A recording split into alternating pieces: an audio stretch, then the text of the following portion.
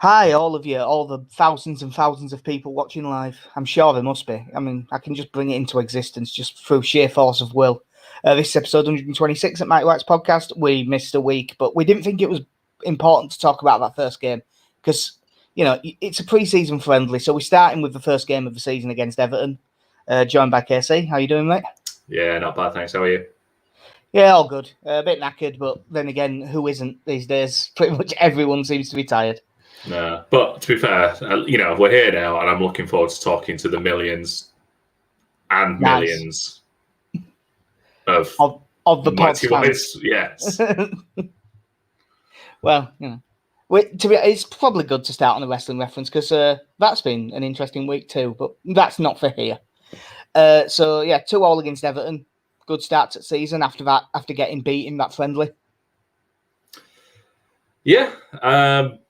Obviously, you got to go to this one. I didn't make it to this one, but by all accounts, an absolutely fantastic atmosphere at Ellen Road, and just great to see. It was great seeing all the pictures of just the buzz around Ellen Road. That picture of everyone staying under the bridge while it was absolutely bouncing down was really nice. The atmosphere inside, and obviously the start before the game as well, having the minute's applause for those that had been lost as well. But yeah, it's very nice just hearing that noise at Ellen Road again. And for me, I got to get to the Crew game and I got to experience it. And it was great being back. So I can only imagine how it was for a Premier League game. Yeah, the atmosphere was great. And to be honest, this was a really good game. I actually think that being a Leeds fan, it sounds like we were maybe a little bit close to it. Because I came out of that going, that was a good game. And I said to my dad, I think that was probably a really good game if you were neutral. And I read a couple of match reports on the way back, and they were all banging on about how it was a brilliant game and it was a fantastic advert just for football. And I wonder if this is what the Premier League is all about. Yeah, basically. Because this never happens in any other division. Yeah, I think that the atmosphere sort of dragged it up from just a good game into a really good one. But it's sort of a weird one because if you are 1-0 down and 2-1 down, a point's a good result. And Everton are a decent side. So going into the game, it's a home game, so I wouldn't have taken a point, but it's not a disaster. But I do feel it was a little bit of a missed opportunity because it was not game I thought Leeds were the better side, but especially because of the way we started the second half, overall Everton definitely had the better chances. So I can't complain at a point really. Yeah, it definitely came across that way, especially when you end up watching Match of the Day or whatever highlights you end up watching. It's mostly Everton chances, which I think the thing is that doesn't do Leeds' performance justice when you watch that in terms of control of possession for periods of time and things like that. But it was a good game to listen to at least, and like I say, after the drubbing in that last pre-season friendly, it's a decent result against a team who we will probably be. If they're 5 or 6 points either side of us, it's probably about right. Yeah, we'll talk about the goals. It was your reaction to the first goal in the ground depends entirely on where in the ground you were, by the looks of it. Because everyone around me, everyone anywhere near me, there was a lot of shouts of "Get up, Calvert-Lewin, you diving bastard." However, if you were side onto it instead of directly behind Liam Cooper, yeah, it was a penalty. Big grab. Yeah. It's one of them. It's a silly thing to do, but I suppose the mistake is getting wrong side in the first place, really. And you're not gonna. There aren't many centre backs that once they're wrong side of Calvert-Lewin are just going to be able to knock him out of where. No, it's not a great piece of defending, and then Liam Cooper does what absolutely any other central defender would do to recover, wraps his arms around his waist, gets a good handful of shirt, and just hopes for the best. Yeah, and to be honest, he got the best until the video kicked in. I mean, he got away with it. But yeah, I would have gotten away with 2 if it wasn't for that meddling VAR. Yeah, it was a shame, but once I saw it back. I mean, I was ready in the ground to be really full of shit, but they have done something to the mobile signal at Ellen Road, because I actually was able to get signal, and I just looked on Phil Hayes' Twitter for the reply to the tweet. Is this everyone having a go at the ref, or is it everyone having a go at Cooper? And it was everyone having a go at Cooper, so I went, oh, it must be our angle then. It must be a penalty. Yeah. Good penalty. Speaking of the mobile reception, though, I don't know if it's because you're more elevated that helps things, because I did not find that experience to ring true in the cheese wedge. Right. Good penalty from Calvert-Lewin. Melier went right way, so he couldn't have done much more with it. But then Leeds' equaliser was a really nice goal. Ball up the line. I think Ayling played it up the line. Rafinha sort of flicks it on with a flying weird volley, sort of thing. Yeah. But Michael Keane's a bit asleep because it's probably 70-30 favourite to get there. But Bamford beats him to it. Beats his man. Good ball into Click. Really good finish. Yeah, it's quite nice seeing Click in that area, because I think over the last probably 18 months, it's not the position you've seen him in that often. Obviously, when Bielsa first came in, he seemed to be making those runs a lot more often. So it's quite nice to see him kind of get in there and supporting Bamford and finishing from that sort of range, because every time I think of Click last season, it's him 25 yards out curling a shot over the bar. Yeah, even when he is the more advanced eight, as he was in this one, he used to make that run through the middle quite a lot. Like I said, now he still makes that run, but it's nearly always wide. It's nearly always at the side of the box. So it was nice to see him pop up in the middle, and it was a very confident finish. He made it look very. It was one you should score, but he made it look really simple, which is a good sign for his finishing. Went in half-time, 1-1, and I was fairly happy with performance, to be honest. I was not happy with the first 15 minutes of the second half. It isn't just Everton's goal. We just did not come out the blocks at all for the second half. No, it is the problem when you've got players of that quality, but you can't let them kind of get a sniff in there. And obviously, it's strange, because when you talk about the Man United game, it's very strange to obviously but you can't compare it to a friendly.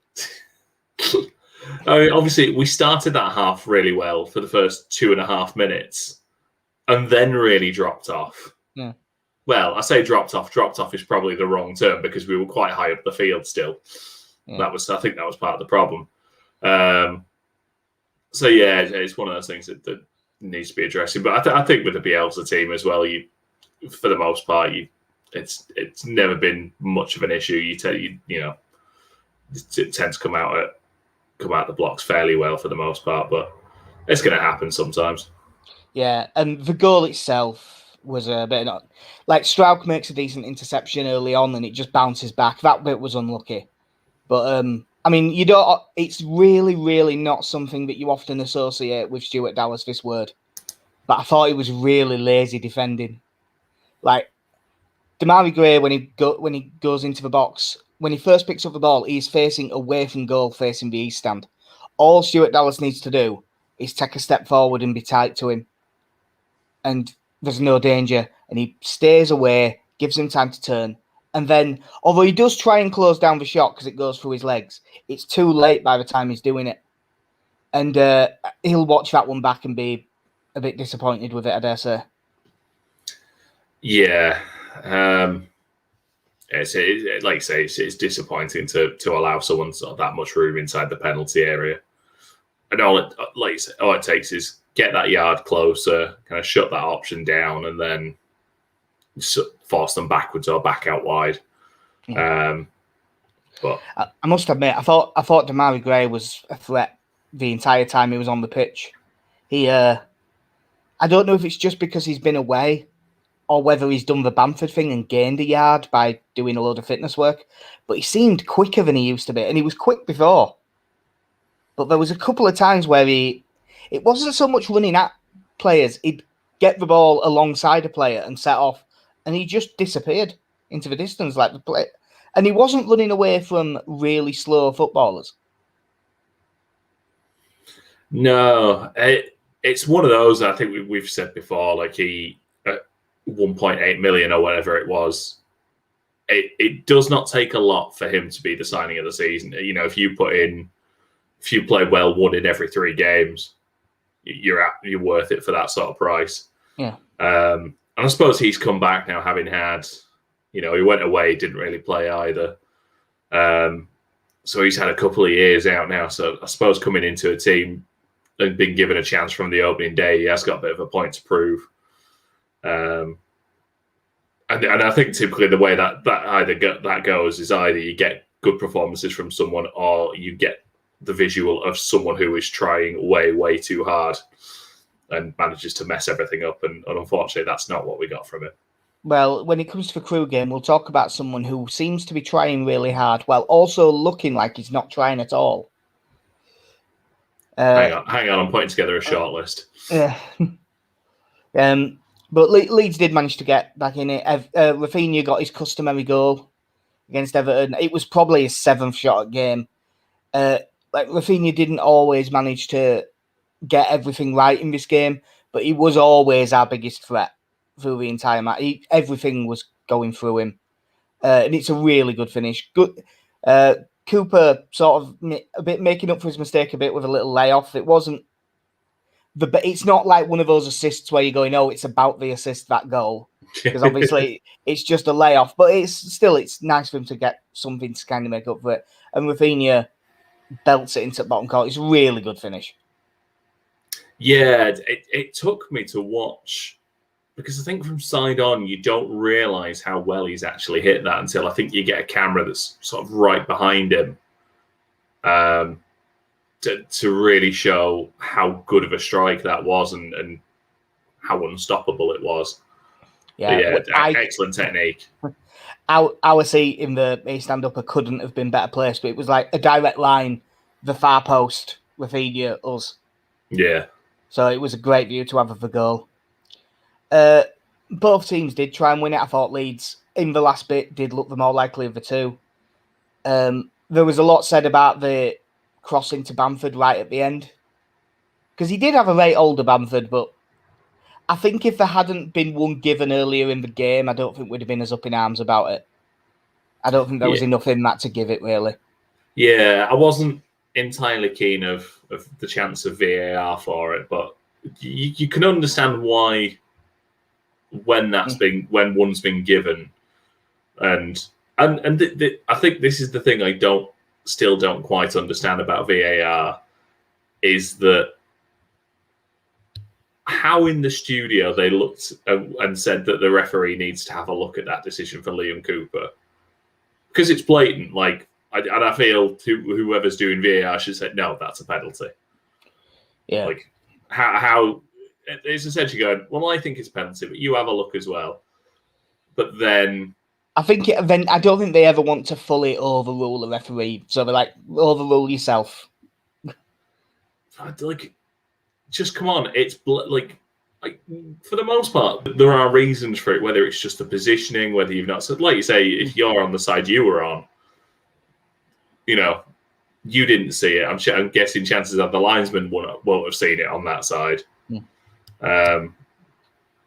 I mean, to be fair, if you were sat in the Everton fans, you probably could have seen it from there. But yeah, it's one of those things that I can't really complain about VAR for the start of the season. It's still doing a lot better than it was before. You say the Everton fans could have seen it, they probably wouldn't have appealed for it. Yeah. It's very rare that something like this actually sticks out to me. Like, normally I just don't really think about it. But I was very disappointed in Everton's fans. Like, we're only just back after all this time away. And Everton, proper football club with pretty big fan base, all of that stuff. And God, Crewe's away fans put them to shame, and there was a third as many of them. Well, they were all being inspired by Luke Murphy. Yeah, that's true. Well, they had to drive all night for Luke Murphy. Everton they went there. They were missing key players for varying reasons. Yeah, it was but yeah, 2-2 is not a bad result. It's not good. It's not a great one either, but it's fine. And then Tuesday night, Leeds 3, Crewe 0, which paints a much rosier picture than that game was. Well, it's like, because all the goals were late, I nearly said made hard work of it, but we didn't make hard work of it. They had like one shot. We just didn't do. We just weren't really great until we weren't. You couldn't describe it as great anyway because it's Crewe, and that's not disrespect. It's just that we should win these games easily, but we didn't look like we were just miles ahead of them. And it looked really easy until Bamford came on. Before that, we were making a bit of a toe of it, really. But even so, when we weren't playing well, we should have had 2 or 3 in that stage. Like, Phillips missed an absolute sitter. Rodrigo probably should have got one. We hit the woodwork. Llorente's header got cleared off the line. So, like, it wasn't as if we played badly before that. We just didn't do enough. And then Bamford came on, and all of a sudden, we did look like we were 2 leagues above them. I thought fair play to Crewe, because I know you reeled off all the chances we had there, but I thought defensively, I thought they set up quite well. And whilst in the nicest, I'm trying to think of the nicest way to put it, that Rodrigo and Costa were wasteful. I'll tell you, I've seen a lot of this, and I do want to, it's clear, there's been a lot of Rodrigo and Costa. Their relative performances, it is very unfair to be putting Rodrigo in with Costa. Rodrigo was not good, but he wasn't actively really poor, which is what I think the reason I put them together is because I felt like, I mean, it's not got to, obviously Rodrigo's not got to the point where I am with Helder Costa, where I sigh every time he gets the ball, because I just have no faith in him to do whatever it is he's thinking of doing. Like, beat the fullback, shoot, pass, cross. Honestly, if he tried to fall over, I think he'd get it wrong. Yeah, he really was off it in this game. And that's one of the things that I heard. There was a lot of people going, well, you know, he really needs to take these chances. I wonder if he's putting too much pressure on himself. If he is, he don't look like he's trying too hard. He just looks like he looks like he's just rubbish. And we've seen enough good games out of him to know it isn't just that. Because he isn't technically bad, but he often makes himself look like he is. Yeah. But I mean, going back to Crewe, the one thing I thought, I'm not going to lie, I never really looked. There was Luke Murphy and there was 10 other lads. Just to make us all feel old, Will Jääskeläinen in goal. Yeah. Yuzi's great-grandson. Yep. But they had their big lad up front. I don't really remember. Like, they would just launch balls forward, nowhere near him, and he would also make no attempt to get any of them. So Crewe, when they did get possession, would just give it back to us. Yeah, and we just come again, give it to Costa, miss hit cross goes for a goal kick, long ball, give it to Rodrigo. He tries something and misses, and then he just looks a bit confused. Long ball, give it to Costa, miss hit shot. Yeah, like you'd say that. I don't want to pile on Costa, but I kind of have to. Yeah, like I would say, highlight of first half was probably Diego Llorente's passing from the back, which admittedly he was under zero pressure, which does help. But you know, there were some really good balls. That one down the right channel that set up a good chance. That was probably the pick of them. But he played some good stuff. And then the emotional highlight was Adam Forshaw playing an hour. I said to you last night, you know, I've really missed is seeing Adam Forshaw get the ball, turn backwards, play it wide. Yeah. Like clockwork, that man. Yeah, and well, today someone did do the tweeting Radrizzani thing saying, where's the new midfielder? And he just replied with Adam Forshaw, which used to be the running joke among Leeds fans that this guy coming back from injury is like a new signing. But it appears to be the official club line. No, it was great to see him back. You know, obviously first game in 2 years. And I know playing against Crew isn't going to be an indication as to where he is, but it's great to see him get through those 60 minutes. You know, he's been on the bench now, so hopefully we might see him a little bit more in you know, actually playing in the Premier League now. You suspect, because at the end of this, last night we got drawn against Fulham away, which was the dream trip we've all been wanting. It says a lot. That happened last night. I'd already forgot. so you'd expect he will probably play in that one as well. But yeah, fantastic to see him back. Nice to see, you know, for those of us that weren't there against Everton, nice to see Calvin and just how loud the chanting is for him at this point. Yeah. It's brilliant. And yeah, like you say, you know, Click came on, Luke Ayling came on at halftime, and then Pat Bamford came on. And I think this might, I don't know if it is overstating it or not, actually, but Pat Bamford basically turned the game on its head from dull, terrible attacking effort from Leeds that looked destined to go to a penalty shootout to dispatching of Crew, who are a Crew League 2 or League 1? 1. Okay. It isn't. It shouldn't really matter the way we played. We should have been able to rip through them anyway. But I do think the big difference, other than Bamford just, you know, being in pretty decent nick and playing well on the night, both, because Rodrigo and Roberts both spent time playing as the striker in this game. They kind of switched over a few times. But both of them, their first instinct was to drop off the front into midfield and try and get on the ball that way. And when Bamford came in, he made runs in behind all the time. And just he looked so much more dynamic. Yeah, I will say. He was physically... The physical strength and his running power, which you'll have seen that stat from the weekend when we were playing Everton, where he was like the 4th highest speed of sprint in the Premier League. Yeah. Now, which is insane. It didn't happen this summer. I think it was last summer because he was doing it a bit there. But he's definitely gained a yard of pace. At least, probably more. He's so much quicker than he seemed in the Championship. But as soon as he came on, we did look more of a threat. Phillips made up for missing an absolute sitter from a corner by scoring one from a corner.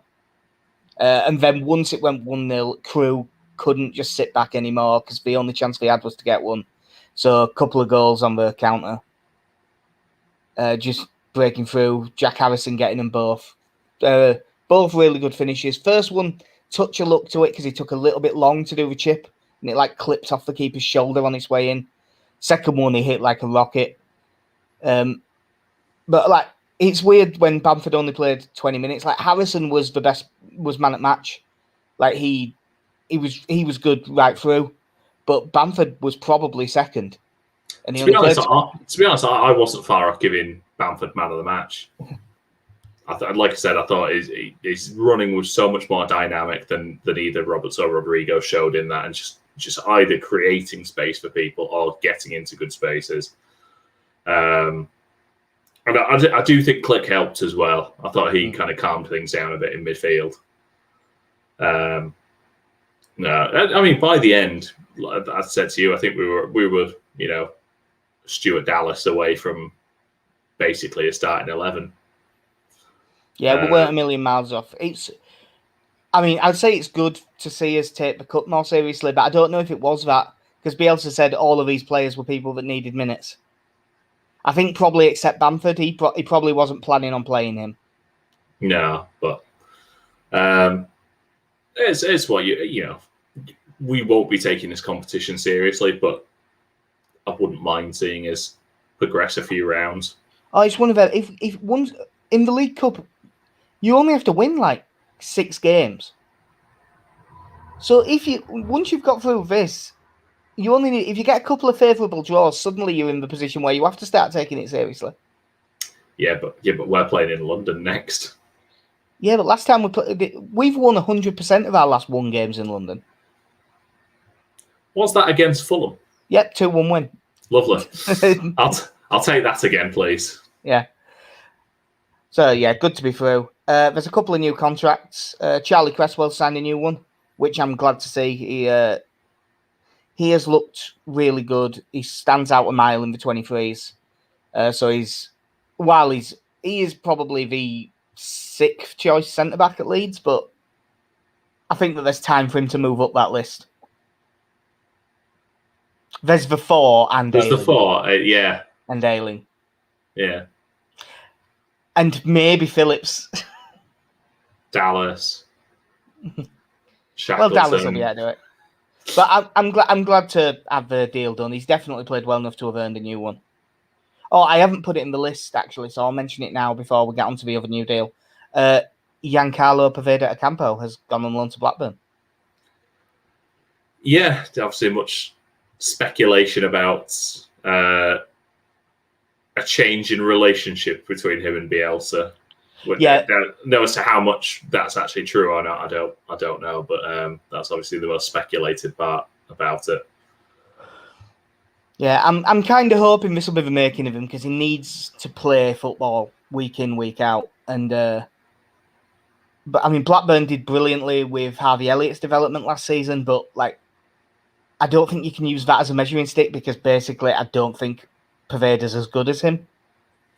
No, Harvey Elliott is you know, in the brief glimpses he's had of first team football with Liverpool so far this season, has looked quite good as a Premier League footballer. Yeah, I think there's a reason that Fulham played him when he was like, wasn't he like 16 in about 10 days?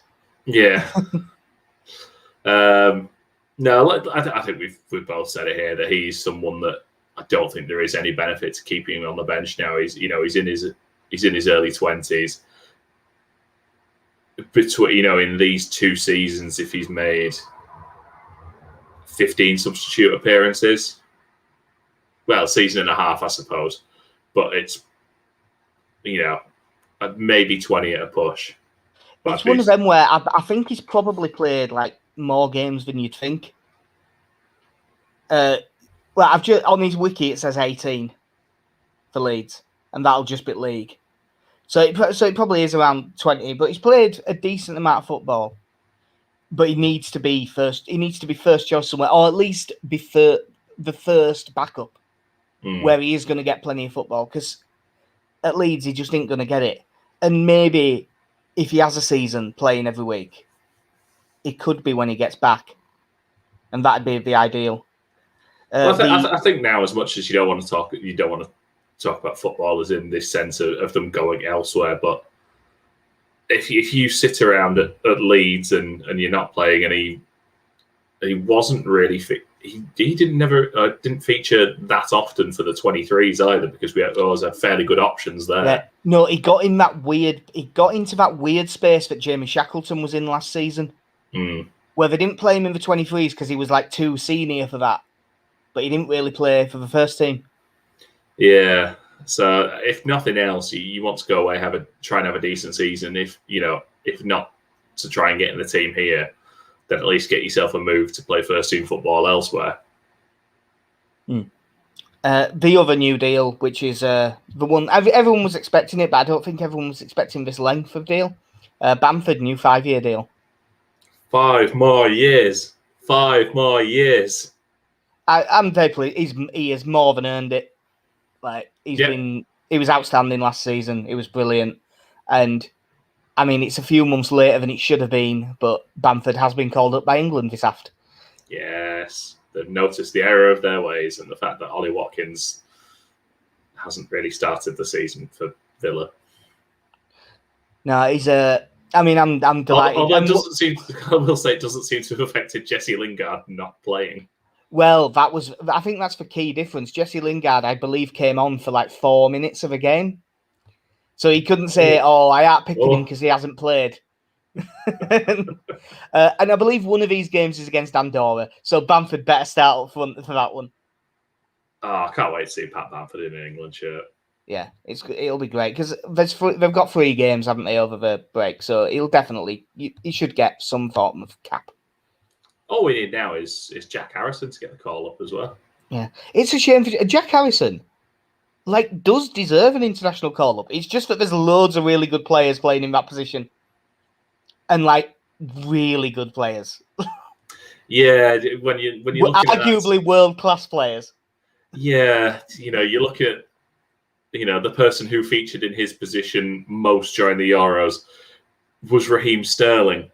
So, and who else played there? And the other guy that played there a fair bit has just gone for 100 million. Yeah, he's quite good. He could play on the other side, but then again, Phil Foden plays there. Yeah, Bukayo Saka plays there. That one that's gone. Mason Mount. That one that's gone to Scum. Yeah, he did let his country down though. Yeah. Oh, watch out! You'll be getting that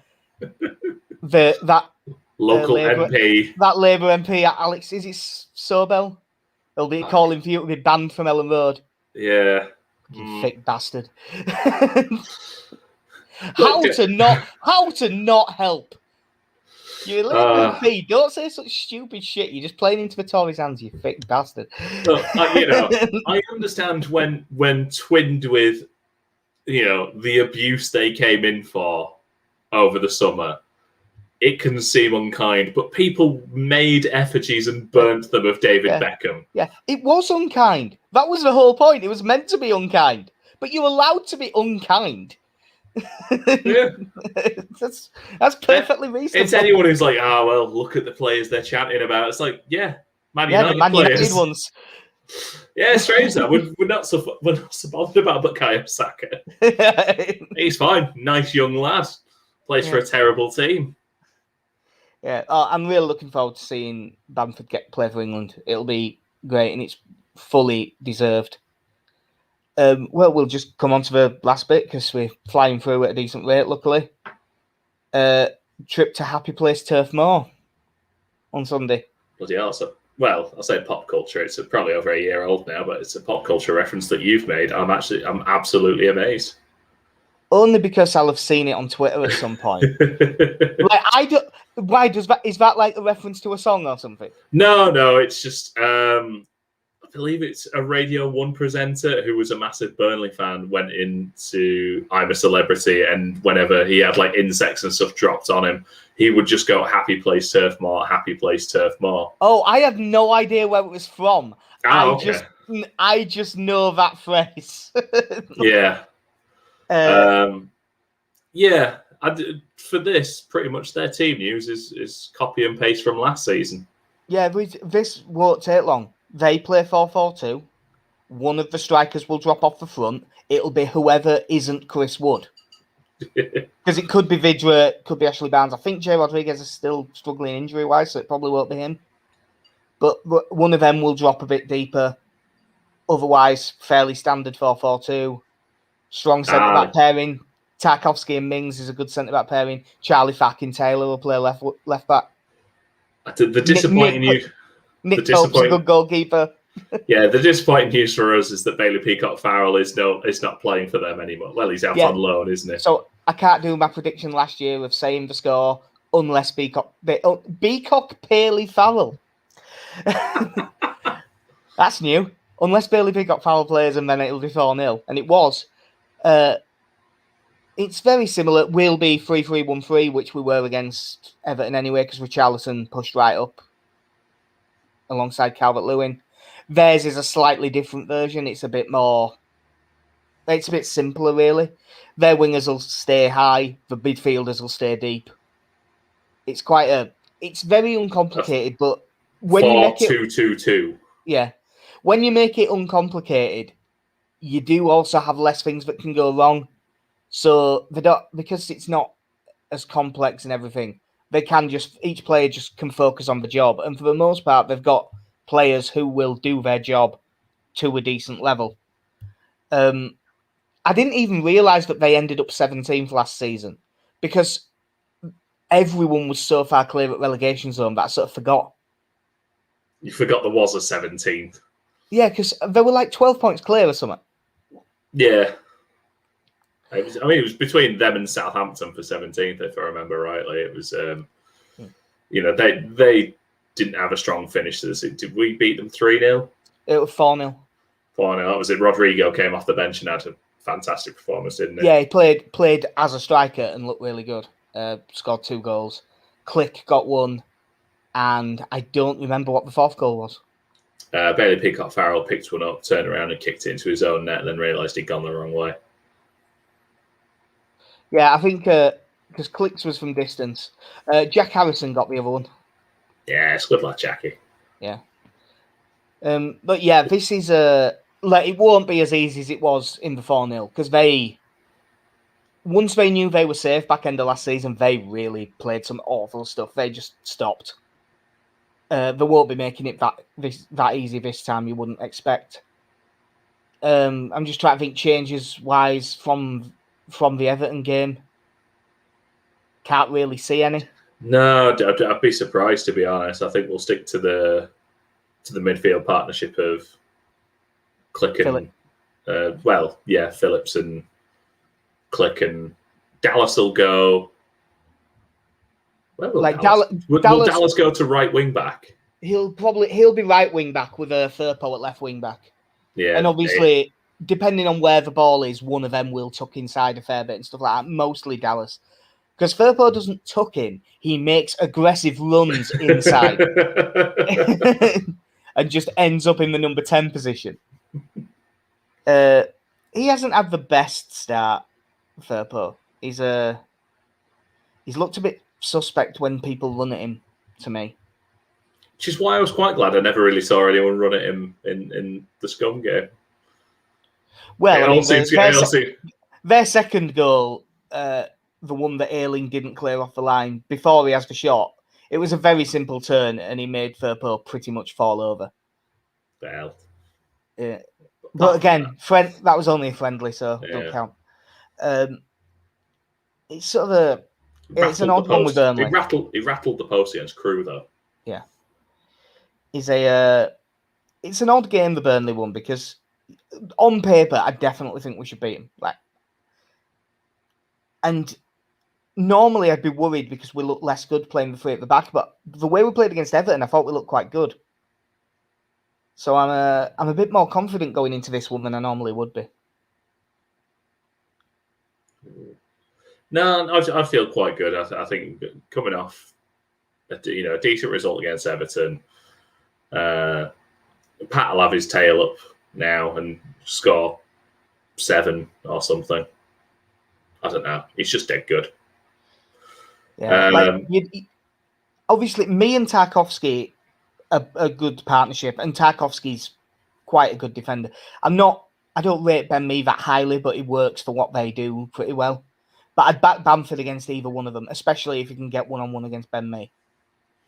Yeah, and obviously, you don't want to get into the habit of typecasting teams, but again, good at set pieces, looking to get either me or Tarkowski to win the header. They put both of them at the back post.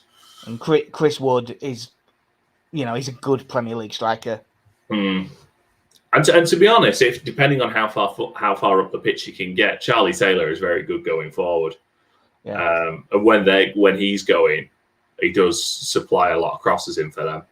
Charlie Taylor versus Rafinha could be interesting, though. I'd be backing Rafinha in that battle. And I'd on the other side as well, like Jack Harrison versus Matt Lowton. I'm backing Jack Harrison all day.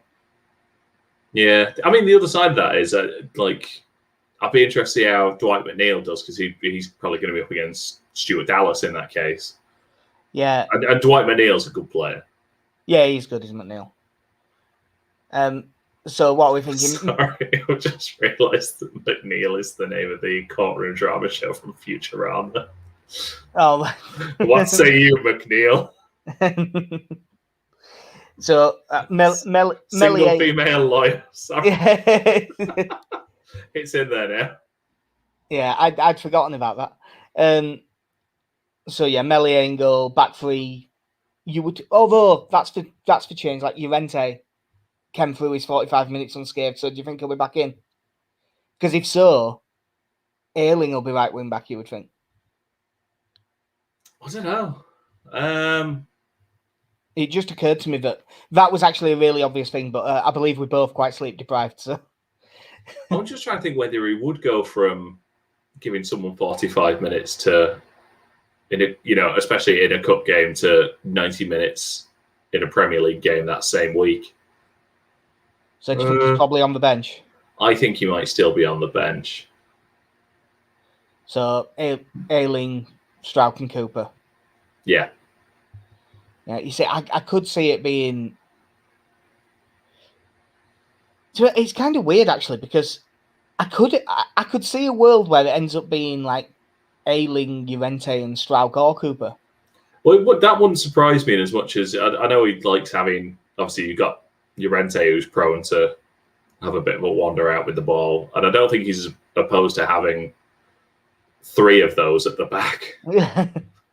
So that's probably the only contentious one. But if he is on the bench, then everything will stay the same. Dallas and Firpo wide, Phillips clicking middle, Rafinha, Bamford, Harrison. If Llorente comes in and Ayling plays right wing back, I wonder if then Dallas would play left wing back and he'd drop Firpo. Because I can't see him dropping Dallas. No. Ooh. I think if that's now what I think. I think if Llorente starts, I think Firpo doesn't. Who's their right winger? The last couple of games, I believe they've started Goodmanson there. I feel like Firpo could probably get away with that one. I think whoever we play there should be okay against it. Like, he's got his strengths, but it's not like he's massively skillful or massively quick. Hell of a throw. Of course he has. But, so yeah, just predictions. We didn't even do predictions for Crew because we forgot. So, it's just a shame. I believe I said 3-0 home win, but... Yeah, definitely. It was weird that you even called first goal Phillips.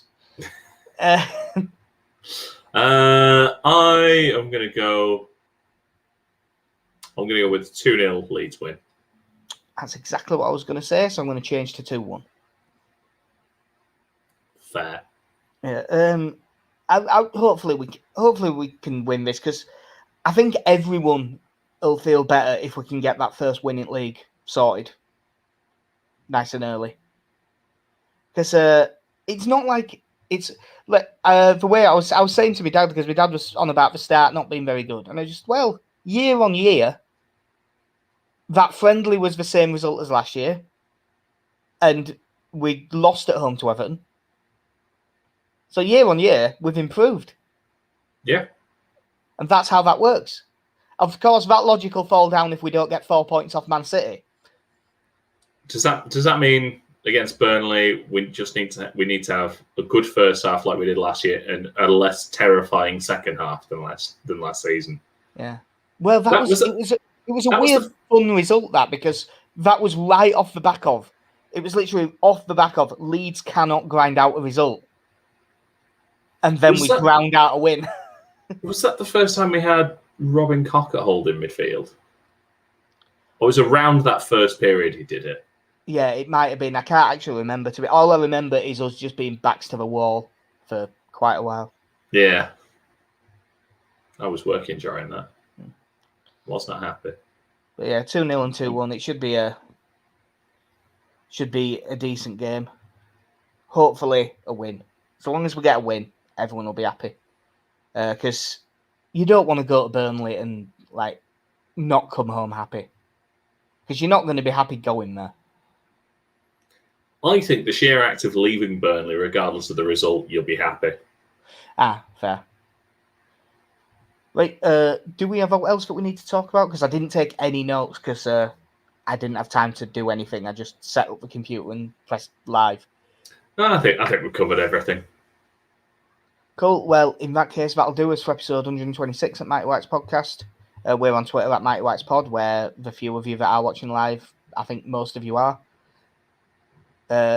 The stuff we write, which admittedly is less frequent due to lack of time, goes up on Through It Altogether, which is on Twitter at THIU, it's all LUFC.